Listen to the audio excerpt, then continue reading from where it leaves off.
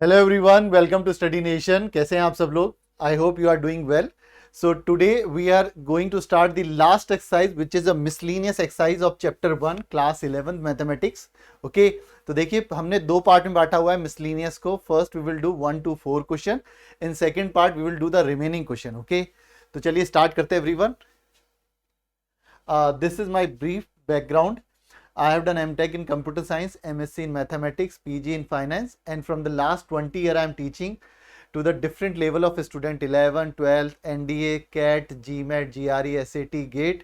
Okay, I have taught more than 2 lakh student and everyone. I have secured All India rank 6 in the next lectureship examination December. Okay, and I also scored 99.97 percentile for CUET mathematics. So we are going to start the CUET mathematics very soon. Okay, हम बहुत ही जल्दी start करेंगे। Okay, तो चलिए start करते हैं everyone आज का lecture. Now the question, just read out the question. Decide among the following set which sets are subset of one and another. So first I am writing all the sets. So A would be what is a x square minus 8x plus 12। सो अगर मैं इसको simplify करूं x square minus 8x, so we can write down 6x minus 2x plus 12 is equal to 0. So if there is a quadratic equation here to solve, so we will say break x minus 6. Why did I break? Because sum should be negative 8 and product should be 12. And then we will say minus 2. So x minus 6 is equal to 0.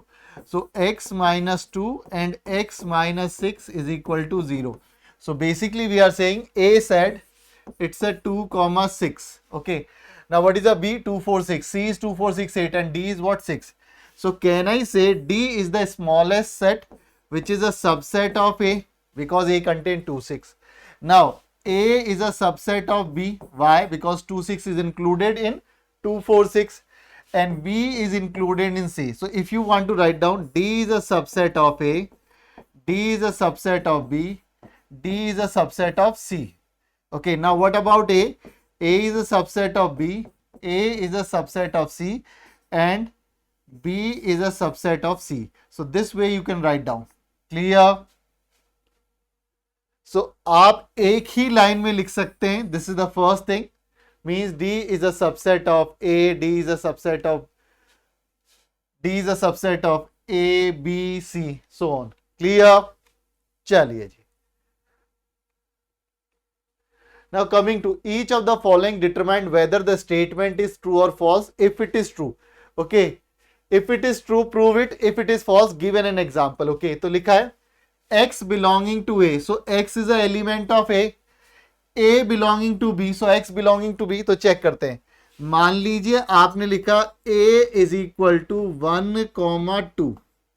okay, now B के अंदर A आना चाहिए. A should be elements, इसका मतलब है 1, 2, 3. अब आप check कीजिए. We will say it's a 1, 2 are the element, but B this is a set. So can the 1 is the element of B? नहीं.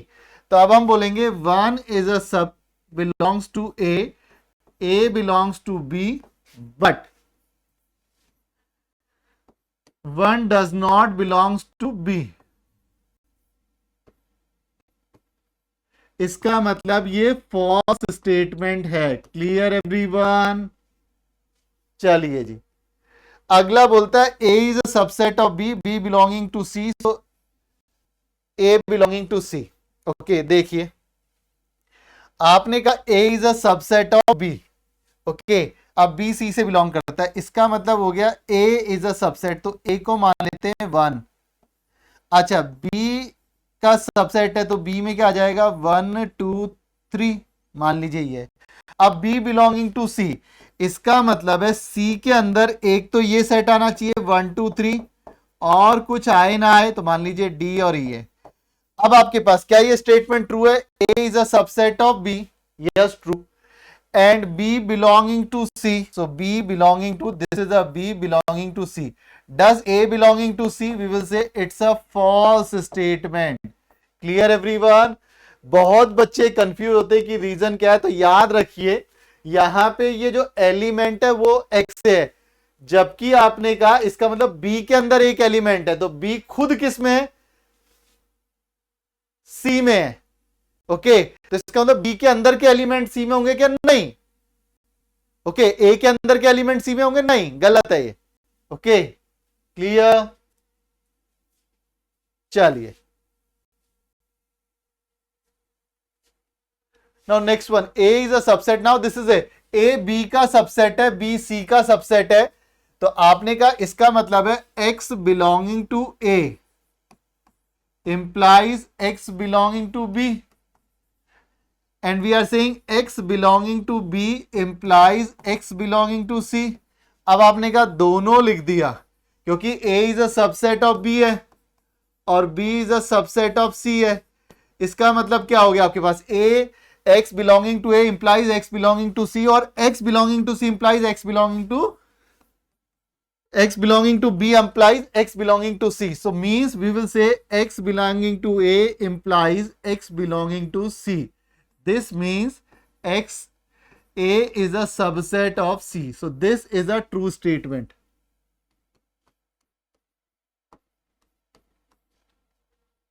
Clear? Now x a is not subset of b, b is not subset of c. Okay, देख लीजिए, मान लीजिए आपने कहा एक example लिखते, ए हो गया 1। ओके, नाउ बी का मतलब है b इज इक्वल टू 2। अच्छा, c इज इक्वल टू मान लीजिए उसमें 1 और 3 आ जाए। अब is a is a subset of b?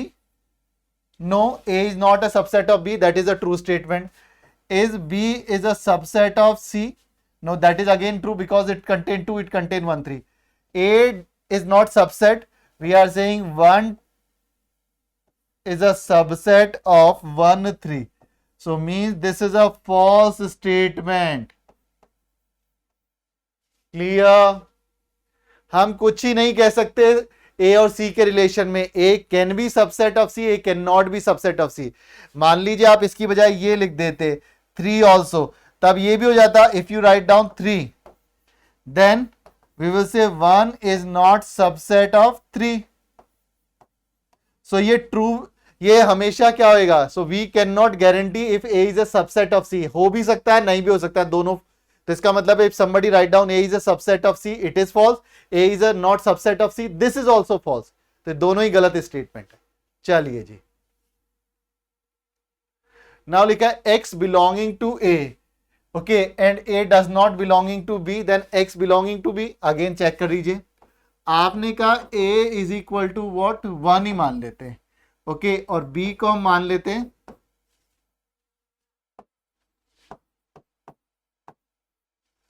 तो इसका मतलब है x बिलोंगिंग टू a, तो 1 बिलोंगिंग टू वॉट? 1 को मान लेते हैं a, और a is not a subset of b। x belonging to, क्या 1 बिलोंग करता है? We will say it's a false statement. Clear? Now a is not subset of b, x does not belonging to b. Now this is a true statement. Why? Because इसका मतलब है if x belonging to a implies, okay, how a is, so means, or we can also write down x does not belonging to b implies x does not belonging to a। क्यों?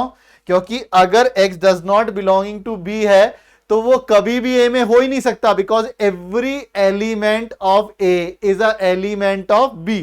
सो अगर कोई element b में नहीं है तो definitely वो a में होगा ही नहीं। This is true. Clear? So that is always a true statement.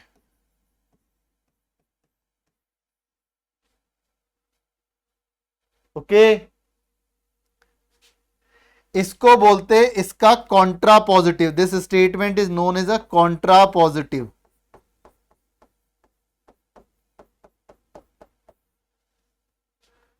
तो मान लीजिए एक इसका सिंपल सा एग्जांपल है। मान लीजिए इसको ऐसे और लिख सकते हैं, x is a multiple of 2। कैसे चेक कर सकते हैं आप? x is a multiple of 4। इसका मतलब है x is a multiple of 2। Clear everyone? every multiple of 4 is a multiple of 2, but if x is not multiple of 2, This means x is not multiple of 4. Clear? So this way you can check. So जो भी B में belong नहीं करता वो कभी A में belong कर ही नहीं सकता. चलिए next one. Now A, B such that we are saying this you have to prove. Okay. Now इसको प्रूव करने के आपके पास 2-3 तरीके हैं. ओके, आप जैसे चाहे प्रूव करना चाहे आप कर सकते हैं. तो let's see, I am saying first method. Okay, so I am going by the rule method 1. So now what do you want? We know we want to calculate A intersection B. Okay, so let's see A union B is equal to what? A union C. So अगर आप इसको A intersection B इसको union कीजिए, किस किस को check करना है आपको? B और C को. तो एक बार इसको B से चेक कीजिए और एक बार इसको C से चेक कीजिए, रिजल्ट क्या आता है. ओके, इसका मतलब है आपने कहा हम इसे चेक करेंगे तो रिजल्ट क्या आएगा. ओके, नाउ ये आपको गिवन है A union A intersection B और इसके राइट साइड में क्या लिखा हुआ है? तो यानी दोनों साइड आपने किससे कर दिया? यूनियन इससे. इसी तरीके से यहां पे भी आप बोलेंगे दोनों साइड किससे इंटरसेक्ट यूनियन किया आपने? ये. ओके, नाउ रिमेंबर एवरीवन, अगर आपने कहा A इंटरसेक्शन B है तो ये इसका सबसेट है. ओके, तो सेट और सबसेट को जब लेंगे तो इसका मतलब है क्या आएगा? लेफ्ट साइड में B. अब नाउ राइट साइड में आप क्या लिख सकते हैं? नाउ राइट साइड में आप क्या लिख सकते हैं? इट्स अ, अगर आपने कहा A इंटरसेक्शन C है, so this can be written as A union C intersection C union C. Clear?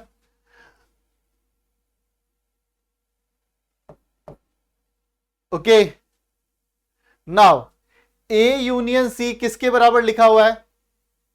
A union C किसके बराबर लिखा है? हम लिखेंगे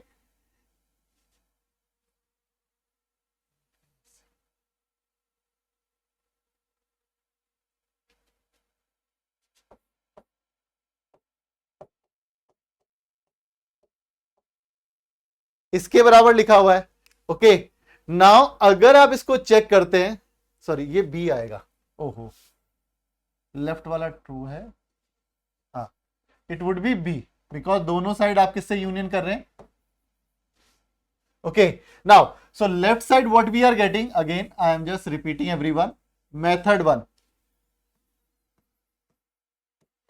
मैंने कहा आपके पास क्या गिवन है? It is given as A intersection B. इसको दोनों साइड B से यूनियन कीजिए और राइट साइड में A, यानी मैंने किससे स्टार्ट किया है? Started with this equation. Okay, एक बार दोनों साइड आपने B से कर दिया यूनियन और एक बार दोनों साइड आपने C से यूनियन कर दिया. क्लियर? और फिर आपको चेक करना है क्या ये बराबर आते हैं. ओके, so left side में I have already told you this would be what? It would be equal to what? B.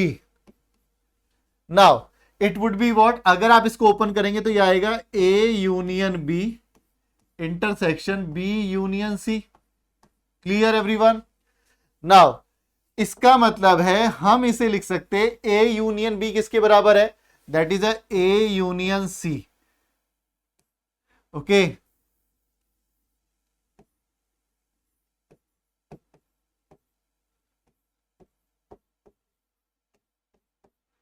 Now this is the first equation I am writing. चलिए अब यहां से आप इसको चेक कीजिए, यहां पे क्या आएगा? A union C intersection B union C. Okay, तो ये लेफ्ट वाला देखिए इसके बराबर है. अब राइट में चेक कीजिए, आपने कहा ये इसका सबसेट है हमेशा. क्यों? क्योंकि A intersection C is what? इसका मतलब A में भी हो और C में, दोनों में हो. Is subset of what? C. So right side में आपके पास C आ गया, दैट इज व्हाट? सेकंड. अगर आप इन दोनों को मिलाएंगे, so B is equal to this one and C is equal to this one, तो ये दोनों बराबर हो गए. इसका मतलब क्या है? B is equal to C. This is the method 1. Clear everyone? अब आपको एक और मेथड बताता हूं एवरीवन, मेथड 2.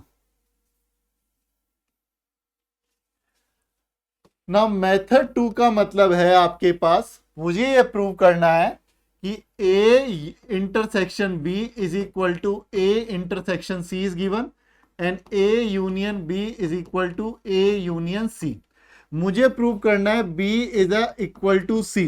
तो इसका मतलब है if B is a subset of C and C is a subset of B, दोनों प्रूव करना पड़ेगा आपको। तो आप एक प्रूव कर दीजिए और दूसरा सिमिलरली हो जाएगा। तो मान लीजिए आपने कहा X belonging to B, clear. तो आपने कहा इसका मतलब क्या है, X बिलोंगिंग टू C, ये मुझे प्रूव करना है, क्लियर। Is that clear? तो आपने कहा अगर X बिलोंगिंग टू B है तो X C से बिलोंग करता है, ये आपको प्रूव करना है। अगर आपने ये प्रूव कर दिया तो इसका मतलब B is a subset of C। Okay, now let's see, आपने कहा X बिलोंगिंग टू B है, implies X belonging to A union B है। Is that clear? अब अगर आप लिखते हैं क्यों X B से बिलोंग है तो इसका मतलब A यूनियन B से भी होगा। नाउ इसका मतलब क्या है, since A union B is equal to A union C, so इसका मतलब है X belonging to A union C, since we will say A union B is equal to A union C है। अब इसका क्या मतलब हुआ, means either X belonging to A, so इसके दो पार्ट हुए। So we are saying A X is belonging to,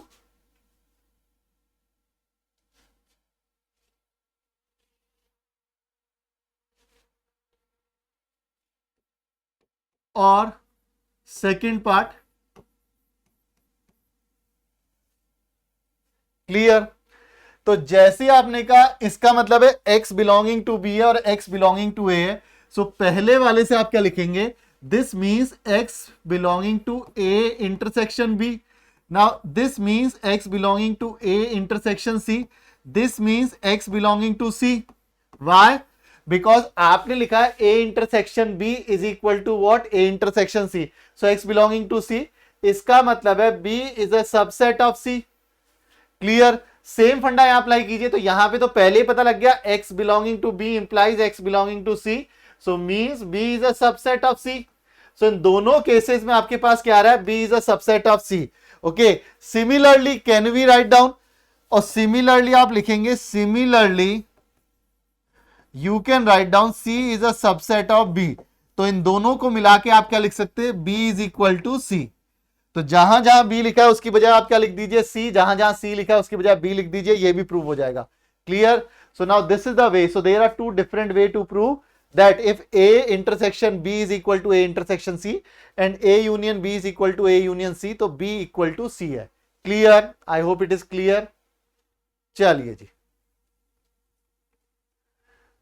now following four condition are equivalent. तो इसका मतलब क्या है, A is a subset of B, so means we are saying X belonging to A implies X belonging to B है। तो इसका मतलब A minus B है, तो every element of A is a element of B। तो इसका मतलब है A में से B हटाएंगे तो बिकॉज एवरी एलिमेंट, इसका मतलब है आप ब्रैकेट में ऐसे समझिए कि ये आपने लिखा है ये A है और ये पूरा का पूरा क्या है आपका B है।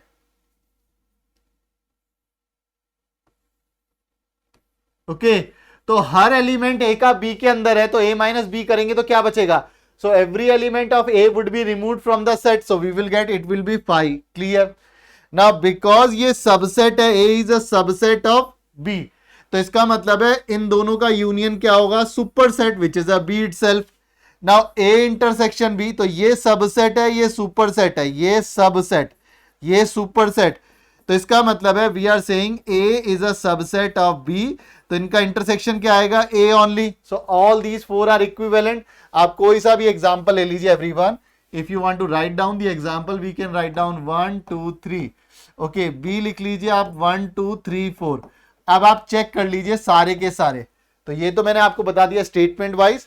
अब देखिए A is a B, A minus B, what is A minus B, 5, A union B, इसमें ये यूनियन करेंगे तो क्या आएगा, all element of B, common क्या है 1 2 3 सारा कॉमन है, clear. So all these four elements are common और सेम, इक्विवेलेंट मींस सेम है, क्लियर एवरीवन। तो चलिए, this is all about these 4 question. In the next class we will solve remaining question of the miscellaneous exercise. So everyone, अगर आपने हमारी app को download नहीं किया है तो प्लीज उसका लिंक डिस्क्रिप्शन में गिवन है, आप डाउनलोड कर सकते हैं. ये हमारे टेलीग्राम ग्रुप का लिंक है, आप इसे स्कैन कर सकते हैं and you can join our Telegram group as well as this is our Telegram ID. So अगर आपको कोई भी क्वेरी हो किसी भी वीडियो रिकॉर्डेड तो please do write down on this one. Okay, so this is all for today's class or this lecture, and please do subscribe our channel, share it with your friends. आपके छोटे भाई बहन या बड़े भाई बहन जो भी 9, 10th, 11, 12 क्लास में, उनके लिए हम सभी के लिए सारी क्लासेस के वीडियो सॉल्यूशन लाएंगे, physics, chemistry, mathematics. Okay, so don't forget to subscribe to our channel. Thank you very much.